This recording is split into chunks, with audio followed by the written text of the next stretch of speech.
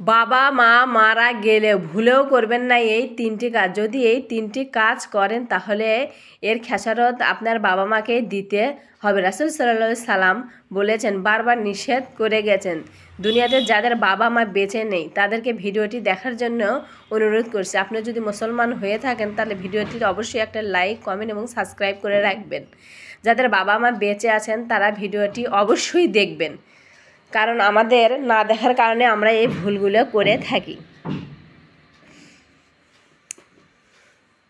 সকল মানুষকে দেখার সুযোগ করে দিবেন আমার এই ভিডিওটি, তাহলে আপনারা জেনে নিন যাদের বাবা মা মারা গেছে তাদের জন্য প্রধান একটি কাজ হলো, যাদের বাবা মা মারা গেছে তাদের বাবা মায়ের ঋণ পরিশোধ করা সন্তানের প্রধান কাজ। কারণ ঋণ পরিশোধ করতে হবে। আল্লাহ তাআলা বলেছেন সবগুলো কাজ ক্ষমা করে দিলেও ঋণ পরিশোধের কাজকে ক্ষমা করে দেওয়া হয় না। ওই ব্যক্তির হাত সবচেয়ে সুন্দর যার হাত এবং মুখ থেকে অন্য মুসলমান রেহাই পায়।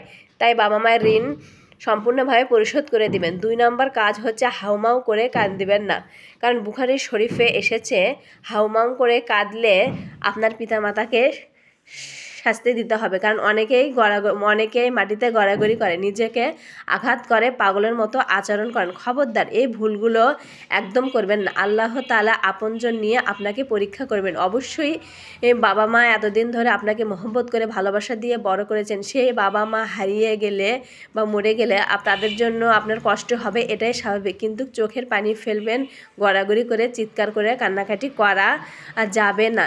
এই বিষয়ে সূরা বাকেরায় 53-54 নম্বর স্পষ্ট আকারে বলে দেওয়া হয়েছে। আমরা না জানার কারণে এসব ভুলগুলো করি, যার কারণে এর জবাবদিহিতা আমাদের পিতামাতাকে করতে হয়। পিতামাতার ওপরে আমাদের কিছু দায়িত্ব রয়েছে। মারা গেলে এই 3টি কাজ আমাদেরকে করতে হবে। 3 নাম্বার কাজটি হচ্ছে, যে কাজটি করা যাবে না, জানাজার জন্য একদম দেরি করা যাবে না।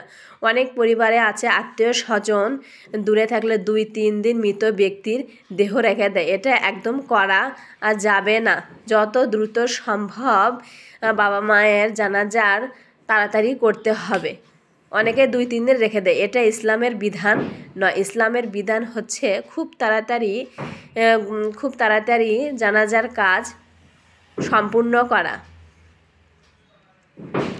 আপনাদেরকে আরেকটি বিষয় বলে দিচ্ছি, তাহলে অনেক গুরুত্বপূর্ণ বিষয়। বাবা মা বা আত্মীয় স্বজন মারা যাওয়ার আগে যদি কোনো ওসিয়ত করে যায় তবে অবশ্যই সেটা পালন করতে হবে, সেটা গুরুত্বপূর্ণ। ওসিয়ত অনেকেই করে যায় যে আমি মারা গেলে অমুক সম্পত্তি মাদ্রাসা মসজিদে দান করতে হবে বা অন্য কোনো জায়গায় দিতে হবে। এই ধরনের ওসিয়ত করলে সেটি অবশ্যই গুরুত্ব সহকারে পূরণ করতে হবে।